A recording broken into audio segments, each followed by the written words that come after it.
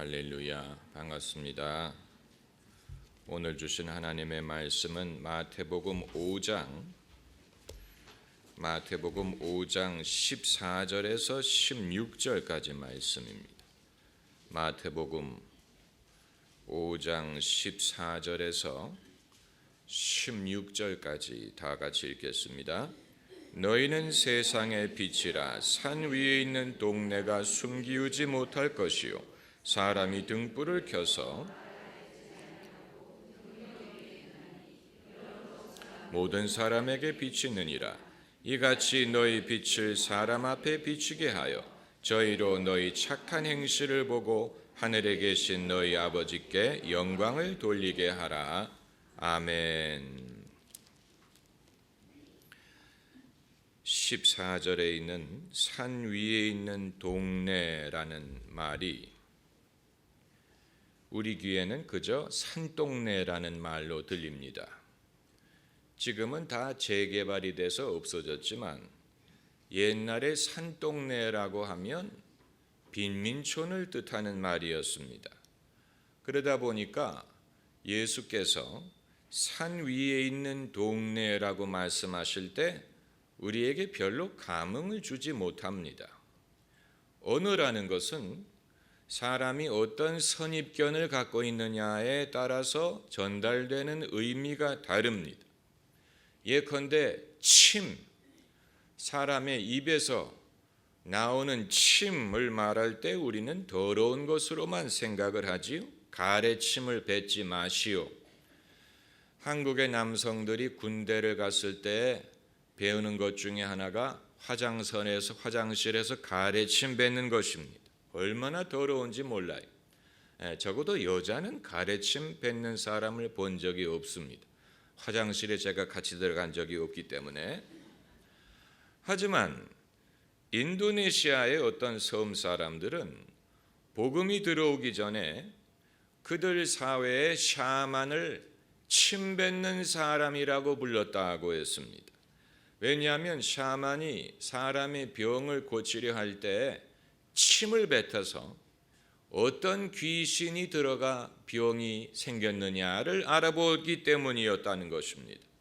그런데 이 원주민 사회에 선교사가 들어가서 그들의 언어로 신약 성경을 번역하는 작업을 하는 중에 번역을 돕던 한 원주민이 어느 날 흥분을 해서 선교사에게 뛰어왔습니다. 선교사님, 예수님이 누구신지를 보여주는 아주 신기한 구절을 발견했습니다. 그게 뭔데? 예수께서 소경의 눈을 고치실 때 침을 뱉었다는 성경 구절이 있더라는 거예요. 예수님이 침을 뱉어가지고 진흙을 만들어서 그 눈에 바르고 실로암 물에 가서 씻어라 해서 씻었더니 눈을 떴어요. 우리는 이런 구절을 읽을 때 예수님이 왜 침을 뱉었는지 아무런 감흥을 느끼지 못하고 지나가지만 이 원주민들에게는 이 구절이 그야말로 번개불과 같은 계시가 되었다는 것입니다. 예수님이 침을 뱉고 사람의 병을 고치셨다는 사실에서 예수님이 어떤 분인가를 발견한 것. 예수님은 가장 위대한 침 뱉는 분이다. 예수님은 가장 위대한 힐러다. 위클리프 선교사가 그 순간에 왜 이 구절이 신약 성경에 기록이 됐는지를 이해했다는 것입니다. 서구인들은 어느 누구도 그 구절을 읽고 이해하지도 못하고 감흥을 느끼지 못했는데 이 원주민들에게는 그 한 구절이 예수님이 누구신지를 계시하는 구절이 되었다는 것입니다. 사람이 갖고 있는 선입견이 언어를 이해하는 데 얼마나 영향을 주는지를 잘 보여주는 사례입니다. 영어 성경을 보면 산 위에 있는 동네라는 말이 A city on a hill, 언덕 위에 있는 도시라고 번역을 해놨죠. 얼마나 멋있는 말입니까? 언덕 위에 있는 도시. 샌프란시스코가 언덕 위에 세워져 있지 않습니까? 그래서 샌프란시스코를 배경으로 한 영화를 보면 전차가 비탈길을 오르내리지 않습니까? 제가 과거에 토론토 교회에서 부목사를 할 때 젊은이들에게 큰 마음을 먹고 이 구절을 제시하면서 젊은이들이 뭔가 비전을 얻을까 기대를 했더니 그 학생들이 이 구절을 City on the Hill이란 말을 Sitting on a Hill, 언덕 위에 앉아 있다는 농담거리를 만드는 것을 보고 실망을 한 적이 있습니다. 그러니까 그들에게도 City on a Hill이란 말이 별로 감흥을 주지 못했다는 얘기입니다. 그러나 청교도들이 미국으로 건너왔을 때 매사추세츠 주의 첫 총독이었던 윈스롭이라는 사람이 이 구절을 본문으로 설교하면서 예언을 했습니다. 그가 말하기를 이 땅에 세워지는 나라가 장차 언덕 위의 도시와 같이 돼서 전 세계 사람의 선망의 대상이 될 것이다 라고 말했어요. 그가 한 말이 예언이 돼서 정말로 미 합중국은 좋아하는 사람도 많고 싫어하는 사람도 많지만 적어도 언덕 위에 있는 도시와 같아서 어느 누구도 미국을 무시할 수가 없고 미국의 유행, 미국의 문화, 미국의 소비 이 모든 것이 세상에 영향을 끼치고 있다는 것입니다. 그 후에 윈스롭 총독의 이름은 하버드 대학의 하우스의 이름이 돼서 지금도 찰스 강변을 내다보는 유명한 건물로 알려져 있습니다.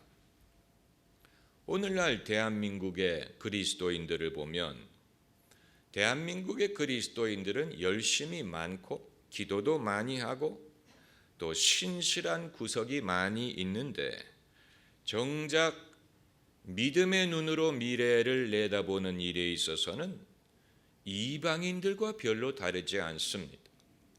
여러분 주변에 있는 수많은 불신자들, 세상의 가치관을 따르는 사람들은 같은 대한민국 백성이고 여러분과 같은 학교를 다녔을지 모르지만 이방인들이 그들에게는 성령이 없고 예수가 없고 그들은 하나님 나라의 이 원리를 따르지 않고 그들은 예수님을 섬기지 않습니다. 그런데 대한민국의 기독교인들은 이방인들보다 한술 더 뜹니다. 왜냐하면 기도는 열심히 하는데 세상과 별로 구별되지 않은 자신의 욕망을 하나님께 달라고 구한다는 면에서 한술 더 뜨는 것입니다. 자녀를 포함한 우리의 자녀를 포함한 다음 세대와 후손이 장차 어떤 미래를 가질 것인지는 고사하더라도 어떤 미래를 가졌으면 좋겠는지에 대해서 대책이 없어요. 완전히 근시안적입니다. 멀리 내다보지를 못합니다. 이 MB 대통령이 눈이 좀 작았죠. 눈이 작은 것에 대하여 김윤옥 여사가 이렇게 두둔을 했습니다. 그렇기 때문에 멀리 내다볼 수 있다. MB 대통령은 지금이 국운이 상승기다라는 말을 했어요. 국운이 상승하고 있다. 희망을 주는 말을 했지만 불행하게도 국운이 상승하는 것을 별로 보지 못하고 퇴임을 했습니다. 그러나 현재 대통령은 그런 희망을 주는 말조차도 하지를 못합니다. 여러분, 그런 희망을 주는 말을 할 수 있는 사람은 극소수에 불과합니다. 선견지명이 있는 사람만이 희망을 볼 수 있습니다. 선견지명을 갖고 있는 사람을 선견자, 선지자라고 부릅니다. 선지자라는 말은 남들보다도 먼저 안다라는 뜻입니다. 선지, 먼저 안다라는 뜻입니다. 오늘날 대한민국에 정말로 선지자가 있는지 궁금합니다. 선지자란 이 현실에 대하여 비판의 말을 하면 다 선지자가 되는 게 아니에요. 선지자적인 메시지라는 말은 뭐가 잘못됐고 뭐가 틀렸고 뭐가 못마땅하고 비리가 이렇고 저렇고 그건 누구든지 할 수 있는 말이에요.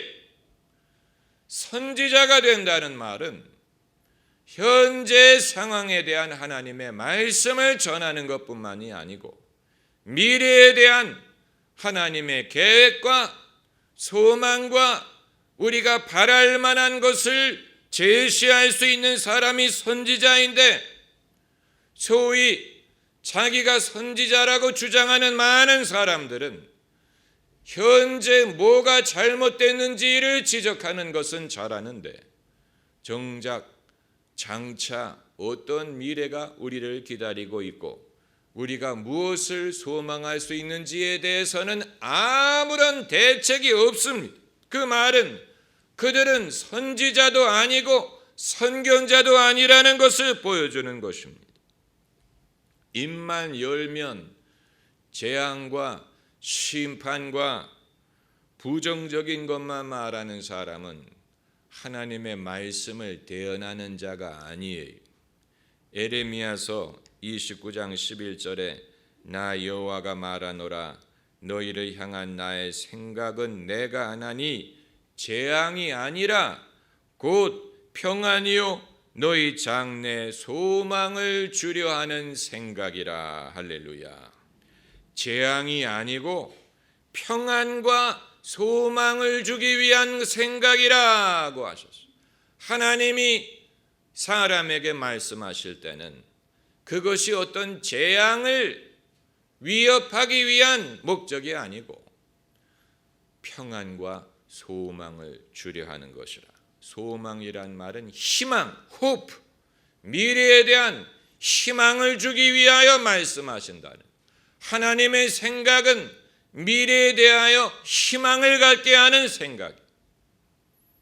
우리가 하나님의 음성을 들었는지를 어떻게 알 수 있느냐? 어떠한 생각이 떠올랐을 때 그 순간에 미래에 대한 희망이 이 휘발유에 불 붙인 것처럼 솟아오를 때 그게 하나님의 음성이. 하나님의 음성을 들었는지 안 들었는지를 알 수 있는 방법이 바로 거기에 있습니다. 순간적으로 희망이 뭉게구름처럼 막 솟아오를 때 그게 하나님이 주신 생각을 들은 것입니다.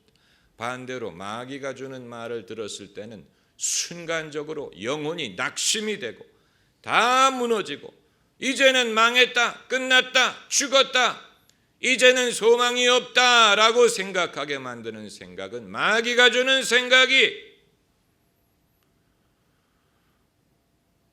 그 사실을 우리가 알아야 됩니다. 분간하기가 어려운 게 아니, 영적인 분별이 그렇게 어려운 게 아니, 여러분이 이미 영적으로 분별을 하고 있는데 그게 영분별인지를 모르고 있었던 것입니다. 성령은 살리는 영이, 살리는 것은 영이니 육은 무익하니라. 성령이 감동하시면 우리가 살아요. 소망이 살고 영혼이 살고 우리 속 사람이 살아요. 생명을 경험, 생명이. 여러분 옛날에 과학 시간에 실험할 때 이 시험관에 산소가 있는지 어떻게 실험을 합니까? 성냥을 켰다가 꺼서 아직 불씨가 남아있는 채로 산소가 있는 시험관에 집어넣으면 그것이 빨갛게 타오르죠. 산소가 있기 때문에. 마찬가지로 성령이 감동을 하실 때는 우리의 영혼이 갑자기 빨갛게 타오르는, 생명이 타올라. 그걸 통하여 성령이 역사하시는 것을 알 수가 있습니다. 하나님의 생각은 평안과 소망을 주는 생각입니다. 할렐루야. 한번 따라해 보세요. 평안과 소망. 그게 성령 하나님이 주시는 생각이고, 낙심과 죽음, 그것은 마귀가 주는 생각. 마귀가 주는 생각. 그런데 대부분의 사람들은 세상과 똑같이 생각하고 세상과 똑같은 것을 소원하고 세상처럼 미래를 준비한다는 데 문제가 있습니다. 세상에 앞서서 생각하는 사람을 도대체 볼 수가 없어요. 유행을 창조하는 사람은 없고 유행을 따라가느라고 바빠요. 90년대만 해도 이런 예화가 유효했는데, 그때는 어떤 예화가 있었냐면 남편이 아내 옷을 사가지고 집에 뛰어간다 그랬어요. 유행이 바뀌기 전에. 그런데 요즘은 어느 남편이 아내 옷을 사서 뛰어가겠습니까? 인터넷으로 주문을 하지. 근데 아무튼 유행을 창조하는 사람은 극소수고 대부분의 사람들은 유행을 따라가느라고 급해. 저는 이제껏 살면서 부족하지만 my way로 살았다고 생각을 하는데, 그 말은 제 멋대로 살았다는 뜻이 아니고 남이 하지 않는 일을 했고 새 길을 찾았고, 제가 어떤 일을 한 후에 남들이 그것을 따라오는 것을 보았습니다. 그건 제가 위대해서가 아니고 믿음으로 살다 보니까 그렇게 되더라는 것입니다. 하나님은 우리가 남을 흉내내도록 돕는 분이 아니에요. 하나님께 그렇게 기도하지 마세요. 내가 누구를 흉내내게 해달라. 누가 가진 것을 나도 갖게 해달라. 하나님은 그건 하나님답지 않은 일입니다. 우리가 믿음으로 살다 보면 남이 생각하지 못하던 것을 생각하게 되고 남이 미처 하지 못한 일을 하게 되고 길이 없던 곳에서 길을 찾게 만드시고 기회가 없던 곳에서 기회를 발견하게 하십니다. 그렇게 하면 그 이후에 남들이 그것을 흉내내기 시작합니다. 그래서 내 생각을 남들도 하게 되고 내가 닦은 길을 남들이 지나다니게 됩니다. 그게 하나님의 방법이 마치 별에서 온 그대에서 전지현이 입은 옷이 유행이 되고 그가 먹는 음식이 유행이 되고 갖고 다니던 가방이 유행이 되는 것과 비슷한 원리. 이 주식 투자를 할 때 남들이 헬스장에서 어떤 주식에 대해서 다 말하기 시작할 때는 팔아야 할 때고, 길바닥에 폭동이 일어날 때는 주식을 사야 될 때다라는 말이 있어요. 로스차일드가 그런 말을 했나 그래. 길거리에 폭동이 일어날 때가 주식을 살 때다. 그 말은 예수님이 그 말씀을 하신 건 아닙니다. 예수님이 너희는 산 위에 있는 동네가 숨길 수 없듯이 너희는 세상의 빛이다 라고 말씀하실 때는 우리가 무슨 유행을 일으키고 돈을 벌고 그러라는 뜻으로 이 말씀을 하신 것은 아니지만, 예수님이 하신 말씀대로 살다 보면 남들이 이 보지 못하는 기회와 남들이 있는 줄도 알지 못했던 길과 또 남들이 엄두조차 내지 못했던 일을 내가 먼저 하게 되고, 그리고 나서 그것이 유행이 되고 남들에게 영감이 되고 남들의 선망의 대상이 되고, 그리고 이 남들이 시기할 수는 있지만 적어도 무시할 수 없고 부러워하는 그런 선망의 대상이 될 수 있다는 것입니다. 그렇게 하기 위해서는 우리가 어떻게 해야 되느냐? 세상의 빛의 역할만 잘 감당하면 됩니다. 그렇게 하면 오늘 본문 말씀에 사람이 등불을 켜서 말 아래 두지 아니하고 등경 위에 두나니 그러므로 집안 모든 사람에게 비치느니라. 적어도 집안 모든 사람에게는 우러러보는 대상이 되는 거예요. 집안 모든 사람이 아무개는 믿음을 갖고 있기 때문에 함부로 무시해서 말할 수가 없어. 아무개가 하는 일은 다 잘 돼. 하나님이 아무개와 함께 계시는 것 같아. 집안 모든 사람에게 빛을 비추는 것입니다. 빛의 역할만 잘 감당을 하면 누가 우리를 높이느냐? 사람들이 우리를 높여요. 15절에 사람이 등불을 켜서 말 아래 두지 않고 등경 위에 두나니, 사람이 등불을 위에 두는 것처럼 우리가 빛의 역할을 잘 감당하면 사람들이 우리를 높은 곳에 올립니다. 그래서 본보기의 대상이 되게 하시고 부러움의 대상, 흉내의 대상, 모방의 대상, 영감의 소스가 되게 하십니다. 할렐루야. 기도하십시다.